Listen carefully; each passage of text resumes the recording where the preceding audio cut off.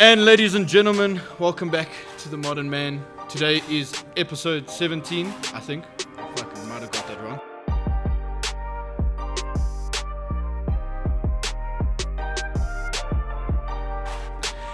Today we're sitting with boxing royalty, former IBF World Champion, former WBC International Champion, Dee-Jay Kriel.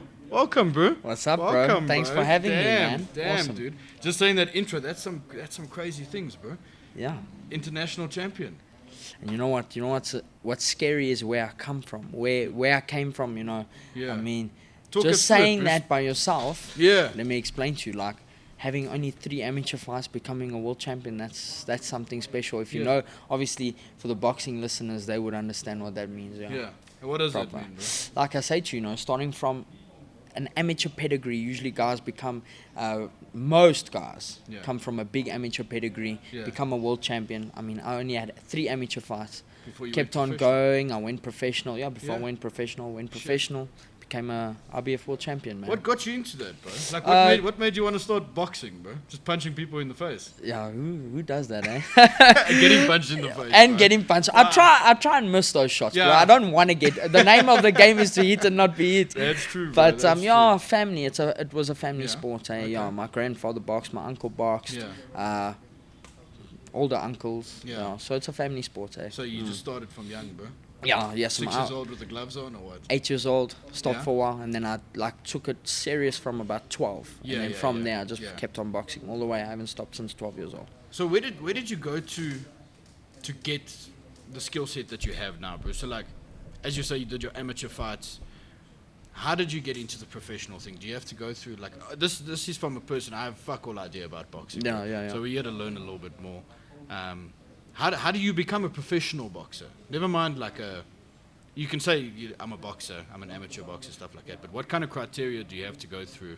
The kind of people that you have to go through to become a professional boxer, to fight in the big fights like you have, bro? So obviously it starts from normal basic. If you, like in the ideal world, Yeah. you're going to start from an amateur point, okay? Start having amateur fights, gain up, have a few amateur fights, and then from there, gain that experience. Yeah. And then obviously your trainer will decide when you're ready to turn pro, at what age. So a normal age would be, lately a lot of guys are turning pro at young ages. I'm talking like 18, 19, 20. Yeah. Usually I would say like the ideal way is 21, 22. After you've had a good good amount amateur, of a fights, good yeah. amount of fights, Yeah, to yeah, get yeah. that experience, Yeah, okay? for sure. Then so 'Cause you in can learn so much more. during 100%. fights, bro, yeah. So it always differs from obviously country, person, whatever. Yeah. So I mean, like, yeah, you can turn professional at 18 years old. Okay. Mexico, you can turn professional at 15 years old. Shit. Yeah. Fuck. So like Canelo Alvarez, he was Yeah? 15 years old when he turned professional. Really? Yeah, bro. What? So it's crazy. I didn't know that, bro. And that looks one of the best of all No, time. bro. he's a machine. He's a Sure. machine. So yeah, so obviously different country, Yeah. different people. Obviously, like I mean, I only started getting that man strength really at like 19, 20. Yeah, so when the bones get a bit harder, bro, 100%. yeah. So you need to. Your trainer will know Yeah. that more or less. Yeah. But yeah, so going from an amateur point, so obviously you're in an amateur gym, you're fighting. It And depends did you on know the- you wanted to make go pro, bro? From the beginning, or was Bro, it always a from- goal? I promise you, from 12 years old, that this Yeah. was like my life. I knew. So we always call it the boxing bug, and it bit Okay. me hard, bro. Like it bit me fucking hard, bro. So I was like, and that was all I wanted to know. Yeah, yeah. Boxing, and it just took over my life, eh? And yeah, so unfortunate thing is where I grew up, we didn't have an amateur gym, and I would say around us. Yeah. And also, a few struggles to travel and Yeah, things yeah, like yeah. that. It's expensive to do. those Yeah, things. yeah. So it was. Every sport costs money, obviously. Yeah, for sure. But bro. yeah. So that was the thing. So like I say to you, so from an amateur point, you have fights, gain up that experience. Sometimes you can fight like every weekend, second week. It depends on opponents. Yeah. Then you asked about how does it go when you turn pro. So Yeah. in South Africa, You so get your we. pro card. And then Yeah, you get like we don't have a pro card, Well, because yes, yeah. I think it's too expensive to print. I don't know what the case is, but Come on, the NC. we'll leave that. But Oh. yeah, so they you go for sparring. Okay, it used to be Okay. if I have to. So I've heard about 20 years ago. Yeah. you would just, if you were a good amateur, they would check, your amateur book, and they'll just give you your pro license. Okay, but obviously it changed over time. Like I also had to go through this where you spar. So there's Must 3 be officials. for safety reasons too, right? Yeah, I guess so. I mean, You can come with a counterfeit amateur book and then go fight a pro and get fucked up, bro. I think so. I wouldn't know, but they stopped that, and now you have to spar. So they've got 3 officials that they're sparring. Actually, so in our country it's once a year. Yeah. Then you've got sparring. Oaks come, brother. I remember when I turned pro, I was 18 years old. I went into this gym. It was in Hillbrow, in Gert Strijdum's gym. Sure. Proper, bro. And there was about 80 to 100 Oaks in there, and they're just matching Oaks up, and you're sparring. Yeah. So I sparred there, and I got my professional license. So that's how you First go time about at it. least, huh? Yeah, first time First at time, least. at It wasn't least. like my driver's license. It was probably 3-4 times. So yeah, so it was. That's the deal we have in our country. Obviously, like I say, like I think in America, obviously you actually just go buy your license. You tune them. They don't ask. No amateur fights. No nothing. There's your pro license. Yeah. And then obviously, it's easy like that. So now you become a professional, bro. Okay. Now, you're fighting these huge fucking fights, bro. You're fighting internationally. I was reading up on your thing earlier that it was at LA that you fought in. How do you get to that point, bro? How do you have our previous guest, he was saying that, you build a brand and people want you on their promoters and shit like that. So do you contact them, or do they contact you to put you up against somebody to fight those kind of fights? Or? Okay, so obviously depends on how good you are. You get the bigger fights, how your record's looking, then they use you, or either you are a star to them and they'll use you, let me say like this, in a promotional way. But the thing is, so from my side, what I did was, obviously I boxed for most of my career. I had my fights with a big promoter over here. They're the biggest. They were at the time. Now it's obviously changed now, but they were the biggest promoter in Africa. I boxed, and then I had about 13, 14 fights over here in South Africa. Sure. And then I just, I decided to take my own step, learn more, and then I moved to America. So you moved there, bro? Yeah, I moved over there. I lived there for 4 years, and I gained experience over there and stuff. So that was the deal. So you saw my fight that I had in LA. I became a world champion there. I fought at the Microsoft Theater in LA, downtown LA. And that's crazy, bro. Like, yeah. It doesn't sound right to like. It's awesome, bro. Right? And a boy from the East, ladies and gentlemen, fighting in LA. Straight. So and you know what's interesting is, so I moved over there. I was actually the B-side fighter, so it's like a thing that Floyd created, these dogs. You had an A-side fighter, B-side fighter. B-side fighter would be the guy that they're bringing in to lose. You the guy. You know what I'm saying? Yeah, you get because that. There's a whole thing about that professional fighters fight guys that they know they're going to win against to get a better record, or what? So, I mean, when you're at a certain level, it's not even like that. You're not so you would think that's a journeyman, okay? But in this point, like, if you're at a top level, it's not really that case, but it is there. You can more or less know who's going to win. I mean, there wasn't much on me, footage and stuff. So when I went to... 100%. So I was straight. I was the underdog, man. So I went to... I was living in Vegas. And then from Vegas... Just living in Vegas, huh? Yeah, how's that, bro? I feel like fucking... No, listen. We did something wrong here. We did something fucking wrong. Listen, if I look at it, bro, from...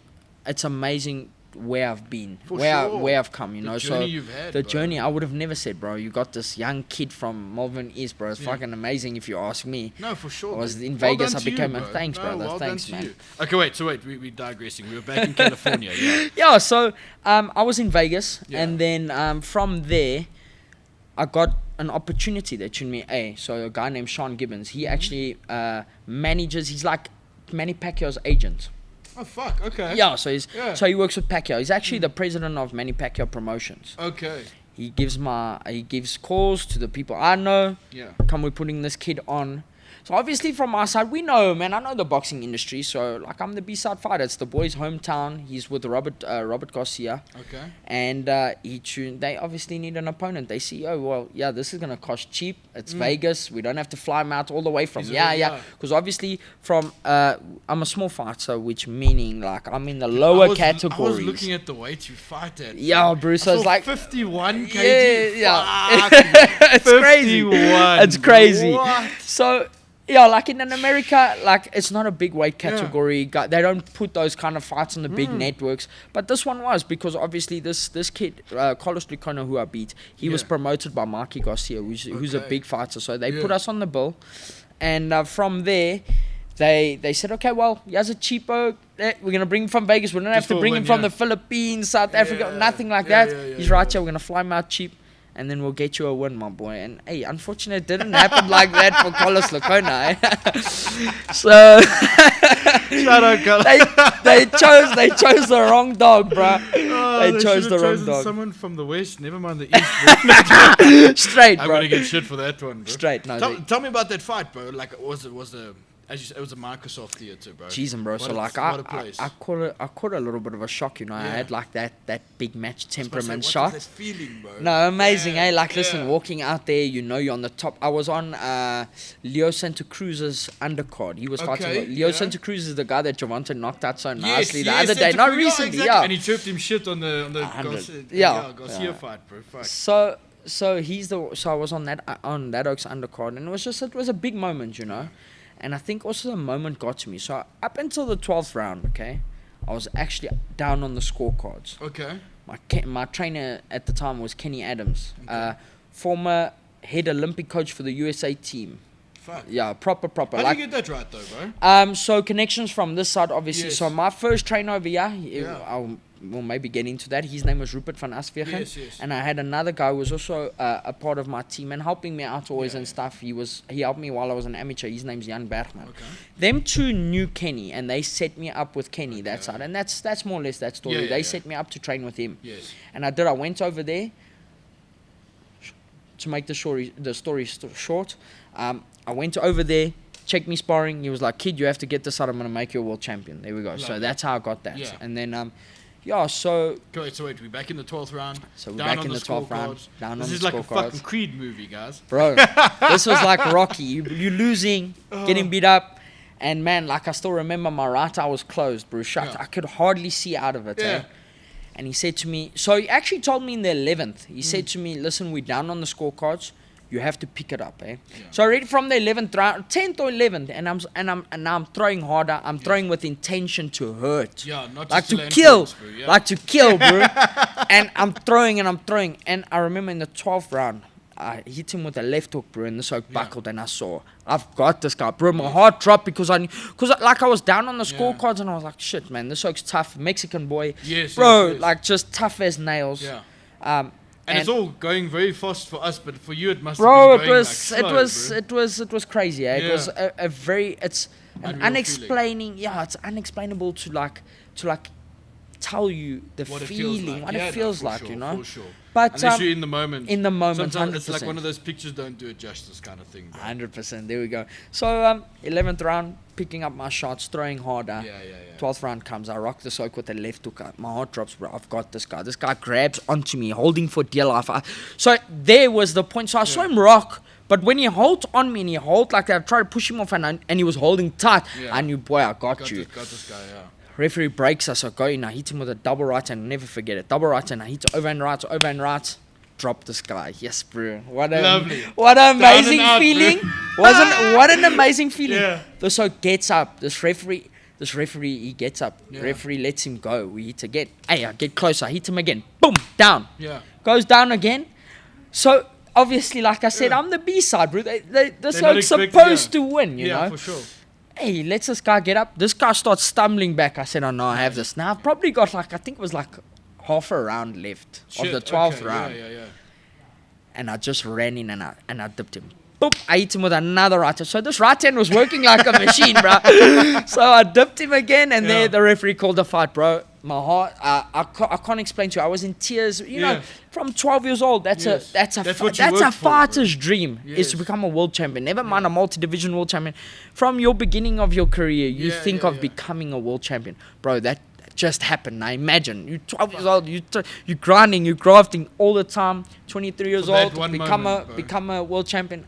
Bro, it's unexplainable, bro. It's like it's just it's a amazing feeling. You know, it's an amazing feeling. You can't feel it again, eh? I will feel it again. You I will need to feel it become again. a world champ. I need to become a multi-division So world champion. tell me now. So you had 2 championships, bro. So I'm not very clued up. Yeah, with straight. the WBF or ICB? What's Leave it? the- yeah. IBC what? So Sorry. you've What is got the different you've things? got 4. Yeah. So we've got a lot of sanctioning bodies in Yeah. boxing. Okay, we've got a lot of organizations, Mm. but there's 4 top organizations we say are the legit world titles because you've probably got 6 or 7. Okay, Yes, yes. if there could be even more. Probably, Don't get me mistaken, but I mean, there's 4 top ones. Okay, Yeah. and that is the WBC. Everyone knows the WBC. Okay, so now that's like fucking who holds a heavyweight champion there now? Heavyweight is, I think it's Usyk. Eh? Yeah. I don't know. So but, It could okay, be so Usyk. those are the kind of promotions we're talking about. Yeah, so Yeah. big boys. So WBC, so I'm talking about big legit Biggest, belts. your top So shot, you yeah. got, I mean, you've got ones that are not, so like the Americans will say those are not belts, they Recognize. recognize 100% RBO, WBF. So the main ones, bro, are WBC, WBA, RBF, WBO. Those are the 4 main ones. Yes, yes, yes. And those are the belts you want as a fighter. Okay, no And matter you what won belt 2 you of have. them, eh? So WBC. No. So I won 1. It's a world Okay. title, RBF. So the one that you mentioned there, WBC International. So that's an international title. From the international, you could go to silver, Okay. and then from silver you go to world. So Okay. that belt put me about in the top 15, top 10. That belt. Okay, That was okay. I was about So it when was wasn't- I? I was like okay. 19, 20 years old, I think, when I won that belt. Fuck, okay. Yeah, I was. That's when I still won. very it. impressive, bro. Yeah, yeah, yeah. You say it like it mid jack shit. I fought a Filipino. Yeah, at Empress Palace. Oh, yeah. Yeah. Awesome fight. Also, the right Also, hand was working, huh? bro, I was on fire. I was on fire that night too, eh? No, so man, it was interesting. So you've had a crazy journey, bro. 100%. But dude, you're still young. It feels like Man, I'm you know only what I mean? You're 27. bro. Yeah. That's fucking. You've been doing it now professionally. What? 8 now? How many years? That? How 9 many years. years? Yeah, No? my maths is bad, My bro. maths is bad now. yeah. Yeah. Well, no, fuck. It's been a while. Let's not It's say been it, a while. Yeah, Fuck let's the not maths, bro. go to the maths Yeah, straight. but dude, you've still got so much to go, bro. I do, hey, and I And really what I are feel you- what are amazing. your plans, bro? What are you doing now? So now, I mean, I'm at the top of my career. I think I've just got so much experience, especially learning from all the different Yes, trainers. yeah. Even I have to give it, bro, to the South African trainers, Yeah, for American trainers. I've just been everywhere. I was even in the UK. Mm. So I've gained a lot of experience, and I just feel my power has just come in. I feel at my best now. I'm only 27. I'm still planning on boxing for still a long time. Yeah. What Obviously, kind of we age, want what to. kind of age can you go into? Bro? Well, you've seen guys still fighting up until even now, like 40. But Yeah. that's not my plan. Like, I think realistically, I'd like to end at 35. Yeah. So I've still got time, man. Dude, 8 years it's literally Bro, halfway. it's bro. halfway, If exactly. our math is correct. Yes, there we go. So I'm halfway there, and I think these next 5 years, I would say from 27 to 32 is going to be my prime, and it's going to be Yes. where I need to push my Yes, hardest I've ever yeah. pushed. Put in the most work. Put in the most work, put in the most work. Have the goals. I mean, I want to win all these belts. I want to make a lot of money. That's the Yeah. plan. You Dude, know what I'm saying? 100%, bro. 100%. So, from I mean, my goal. So now I've just opened a gym. Yes. Obviously, we're This is sitting the in gym. it. that Yeah, we're this is sitting the in, gym. guys. Shout Eastside out. It's Boxing. Eastside Boxing. Eastside Shout out. Boxing. Guys, I don't know if you can see behind us. This place is fucking cool. Like, Amazing. Really, really, really. Join dope us in place. the East Rand. Mark my words, we are going to be the best gym in the East Rand, and from there we're building to be the best gym in South Africa. No doubt about it. You heard it here first. Yeah, Heard it here there we go. first. So, Yeah. so I mean now, so I've got a boxing gym open. We just actually opened today. So, fairly new. And then also, so it's my goal to become a multi-division world champion. That's my goal. That's obviously when you reach a point where you become a world champion, there's nothing more to do except unify, become undisputed, or win multiple So what world is titles. Unify, bro? Unify is when you bring it from different. Okay, so you remember I told you. The 4. I forgot to tell you. So you've got the 4, eh? Yeah. When you win 2 or more titles, they put on, there's a belt called the Ring Magazine belt. Now and that's where I should have went to. I've actually never heard of that before. Okay, so bro. the Ring Magazine belt is the belt you actually want. When you win 2 or more of those belts, they Yeah. put the Ring Magazine on for you. Not a lot of guys get this. It's like the top of the division. Yes. Get that when you unify or Yes, whatever. yes. Then you get that Ring Magazine belt. So that's actually, when we talk about the 4 organizations, there's still a big boy on top there.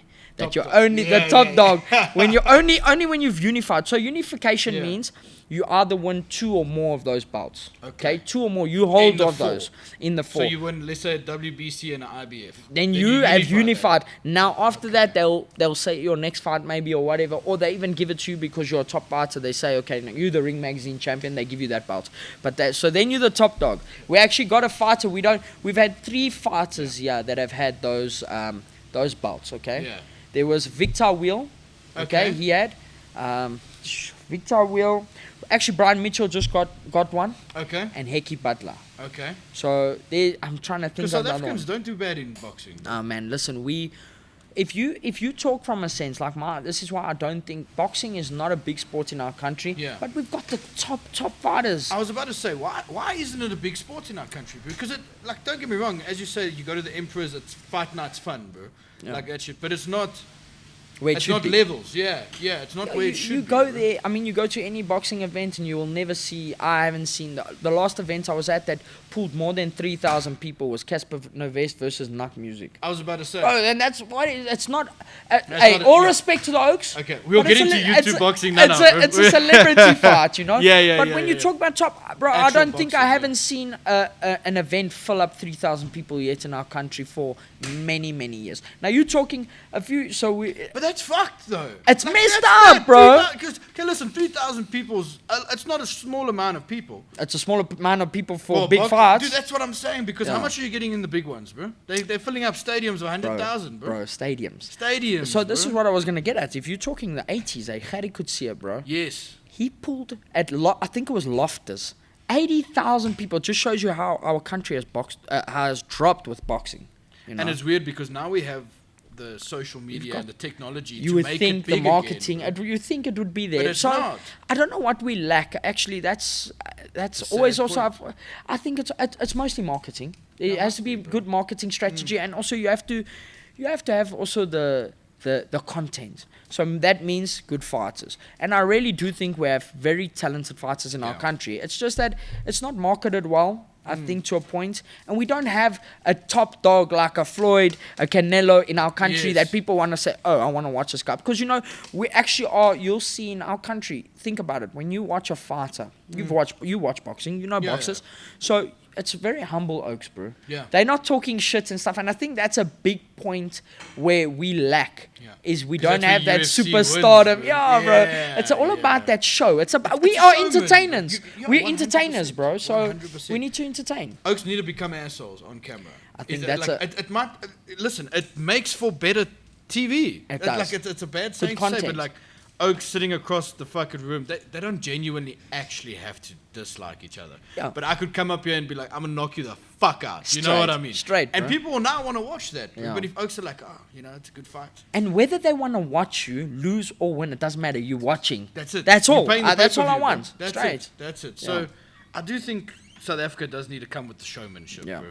Because that's where I think UFC's winning as a sport right now is because the marketing. The show, the The marketing. show and It's the marketing. just I mean, amazing. You get McGregor really put it on the fucking map. It was obviously big, but when he came in, then Ah, because just- of the showmanship. That's bro. what it is. That's why you say Floyd is so big. Bro. He's got showmanship. Yeah, he does. Tyson, he was a bit of a fucking crazy bastard, But you wanted to showmanship. watch him. Ali, He's an you heard him entertainer. in the things, but what was he saying? He was telling people he was going to fuck them up anyway. Straight, bro. You can't hit me, Straight. kind of thing. So Straight. I think we do need to get a little bit of I know what you mean. It's personality. if I can put it in that personality. There we sense, go. though, There we yeah. go. And, Exactly. yeah, it's a sad thing to say because you don't want people to not be themselves. See, so that's where my thing comes from. Is like, I come from a humble background. Yeah. I try and put on a show for people. Listen, and Because you're a very nice guy, bro. But I Thank can't you. imagine you Thanks. standing there and saying, And fuck to the- you, bro. And Whoa, and I've tried, and I have tried. You know, I've tried. just but doesn't it's come not in me. across. But you know what? It's like a few people. Let me not even say one guy. A few people have told me, "You're the people's champion. Don't change who you are." So it's hard to change that side of you. You know, it really No, for is. sure. But I mean, hey, Especially once you've I hope- established something. Bro. Exactly. Yeah. So unless, but there is one thing I've always been, and that's very confident. So you'll hear some of my interviews, Yeah, bro. yeah, I'm very confident. I'm gonna tell you I'm gonna fuck someone up. Yeah, like yeah. straight. I'll tune you that, Yeah. but I'm doing it in a nice way though. So I'll tune not you. in your I'm wife's I'm gonna DMs, bro. beat you straight, bro. Straight, exactly. So Oh, yeah. fuck, bro. And what's your next fight, bro? Okay, so I'm fighting on the 6th of May. Tune in, Super Sport. So yeah, Who are you fighting, bro? I don't know yet. Obviously my manager has got a few guys on the line, so he's busy setting that up. We'll know within, I think, the next week or two. Check out my Instagram and stuff. We'll see from there. And now tell me, bro. Okay, enough about just the boxing itself, bro. Tell me the discipline that you have, bro. Because boxing is, if not the sport for discipline, if I can put it in that sense. You know, when you watch the movies, as you say, the Rockies, the Creeds, you know, you're seeing those kind of movies, and that's where discipline's really coming into it. There's a lot of dedication that comes into boxing. Obviously, you know, we all don't want to get a hit in the face, and it causes, you know, long-term having damage, 100%, and being an ill-disciplined guy, that it starts to catch up to you, you know. And I have to speak honestly, because if I had to lie, people will call me out for it. Straight. So I do not drink. Yeah. I do not smoke. I do a few of the other things. I don't snuff. Hold on. Hold on. you worded that horribly. Hold on. Yeah, I had to put that out there. I almost said something. Hey, people were gonna tune me. But listen, my thing, chowing, bro. I chow. You see this little guy, bro. You said 50 kilos, bro. I can chow like a machine. So that's the only side I would say that downside to me is my diet, my chowing, bro. I mean, I fought in December. I fought at 51.5. Within December until the time I started now cutting weight, I mean, I've dropped a bit now, but I picked up to 67, 68 kilos. Imagine that. From 55, I fought at 51 in... 15, 16... We leave the mats again, but you know more or less. So, I mean, it's a lot. So that's my downside. Like I told you, I don't smoke, don't drink. I keep very disciplined in that way. But chowing, bro, I can't get enough of food, eh? I don't eat to be satisfied or full. Even at that point of being full, it's just I can't get enough of food that satisfies me, bro. So that's my only discipline. But other than that, I train like a machine. I train very hard. What's your daily routine, bro? Now you're preparing for camp. What do you so now obviously I train in the morning. So certain days, so I run in the mornings. What time? 4 o'clock. So 4 o'clock I wake up. I've got sometimes a class or whatever. But oaks on the same day at 4 o'clock. I don't know how you fucking people do it. Me, I sleep until 8. 8 o'clock, people, like normal people. My day starts at 4. I run, or I have a strength and conditioning trainer, strength and conditioning session with my conditioning trainer. His name's Donnie Dupree. So he'll take me on a Tuesday and a Thursday.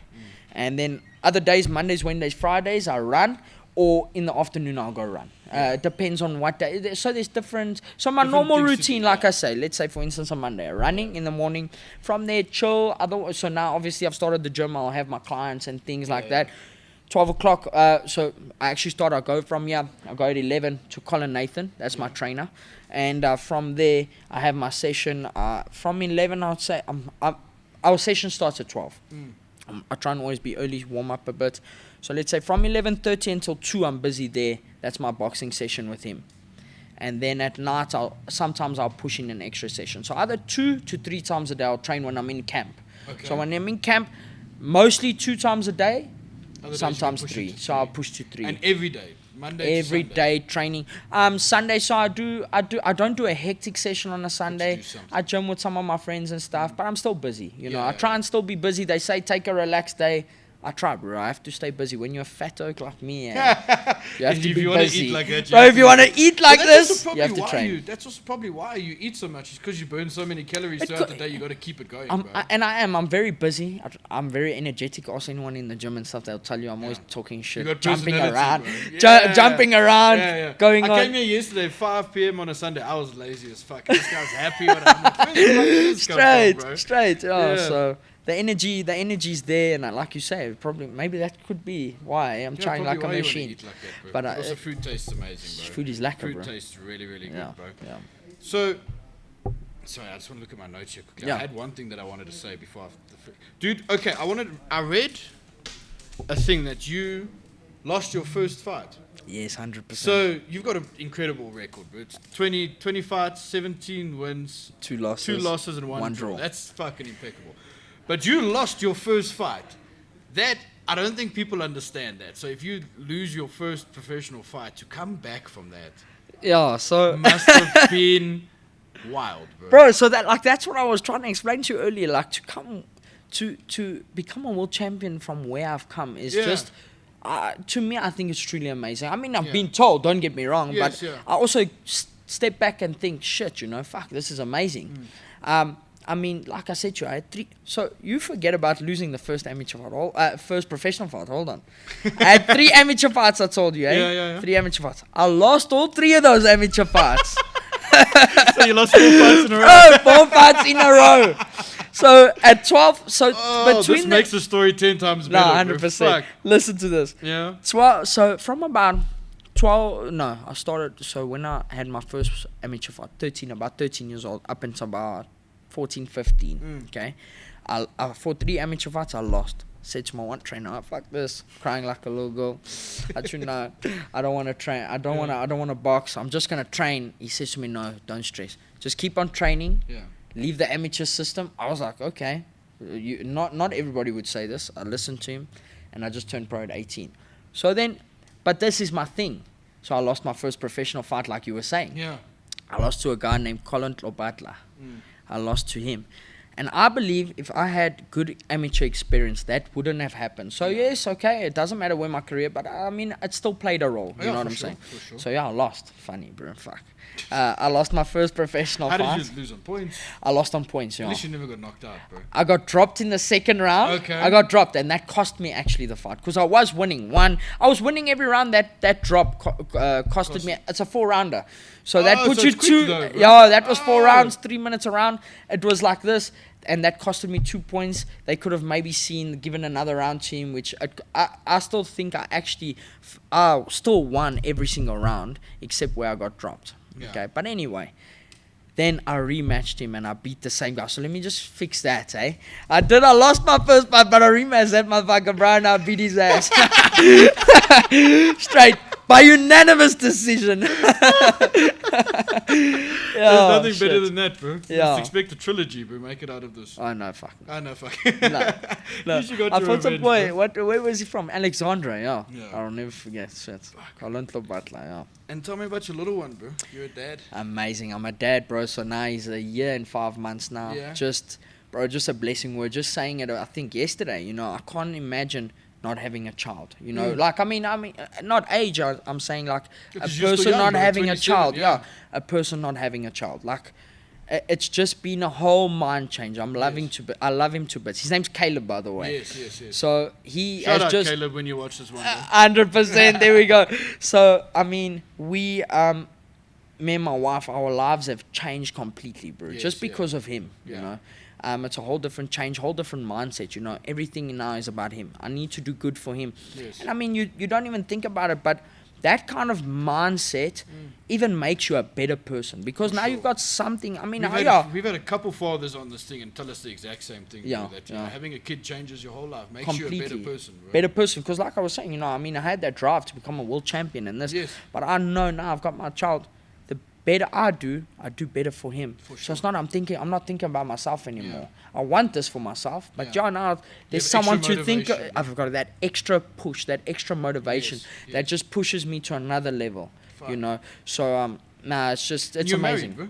I'm married. I actually got married.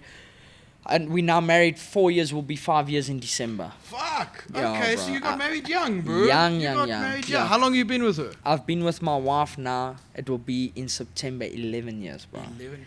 Bro, since 16, bro. Since not 11, 10 years in September. But 17. I was 17 when I got with my wife. You're the only other person I know that my sister was 15 and her husband was 17, and they're carrying on. And he's 31, she's 29 now, bro. Just pregnant bro, as well.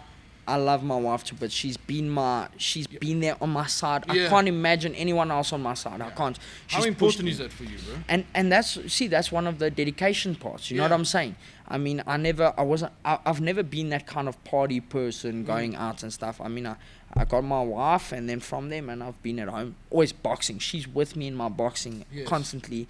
If I don't wake my ass up, she'll kick my ass out of bed, bro. Yeah. She's my rock, bro. Like, she's there with me. So we are an amazing family. It works hand in hand with my sport and my dedication, Yes. So we've got a very good relationship, and it just works. It like I say to you, it works hand in hand with my sport. Yeah, that's like, what's her name, bro? Danica, yeah.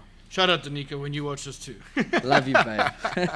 He's getting all the brownie points for this one. Yeah. How's that, bro? How's that? Okay, well, I got one more thing left to ask you, bro. Yeah, straight. What's the end goal for you, bro? As you say, you want to get the world champion, get the multi-division kind of thing. A multi-division world champion. And then what? So, I mean, obviously from like I said to you, boxing, once you've achieved, you become a world champion. So you can become a unified champion, an undisputed champion, and you become a multi-division world champion, which meaning you move up different weights and you become champion over there. Yeah. That is my plan, because obviously I have moved up to a different weight. Yes, yeah. And so after my boxing career, I mean, those are my short-term goals. Those are my goals now. Yes. Obviously, I'm a boxing mad. I'm a boxing purist. Boxing is my whole life. Yes. Other than my wife and my child, my family, you know. For sure. But how can I say? It's a big thing for me one day to become a trainer. So my goal is one day also to become a very, very good trainer. So after my boxing career, I definitely am going to become a trainer, and I believe I can become a very good trainer after my whole boxing career is over. So that is my goal. That's why, we've got a gym. You're starting it now. Starting the gym. So this is for the future anyway. Yes, for sure. This is for the future. So I'm excited. I'm excited. I've got a long career ahead of me in boxing. Yeah, for sure. I'm lucky in that side. Like, I think I can also become a really good trainer, just as I have become a fighter. Yeah, for sure. So that is my goal. Yeah. Dude, that's fucking awesome, bro. Yeah. That's awesome. And like, to see you been doing this, like, I've been friends with Dino for long, bro. Yeah. And he always like brags about you. That's bro. my He's brother like, from another mother. Shout out bro. Dino when you watch this Dino too, bro. Lopez, my brother. Yeah, so that's he's always my been boy. telling me about your exploits and shit like that. I know we met somewhere before. Oh, we have, Yeah, yes, that's- 100%. Neither of us remember, so it's fine. As long as we remembered yesterday, bro. That's it. But dude, I can't wait to watch you and see what you do. Thanks, bro. Forward, I I'm appreciate definitely it. going to be at that fight, 6th of May. 6th of May. Please do not forget, buy your tickets. Go watch. Please, guys, tune in. Let's get 3,000 fucking people at a boxing event again. At Please. least 3,000. I want 3,000 minimum. Everybody pull in, please, guys. Start supporting boxing, man. We need it. Support local. 100%, exactly. DJ, where can they find you on the socials, bro? Find me on my social media: Instagram, Dee-Jay Kriel. It's on my Twitter, Instagram, Facebook, Dee-Jay Kriel. DeeJayKriel. That's it. Perfect, bro. Well, again, thank you. Sweet, bro. That was fucking sick. Very, very, very nice. It was funny. That was very funny, bro. 100%. But guys, to you out there, thank you so much for watching this episode. Please start supporting local boxing, local sports. Let's make our country great again. Wow, I sound like Trump. Oh, wow. Trump. I am not political in any way. I will be president one day, though, so that's fine. I love it. Guys, thank you. Please like, subscribe, leave a comment, and we will see you guys on the next episode. Ciao.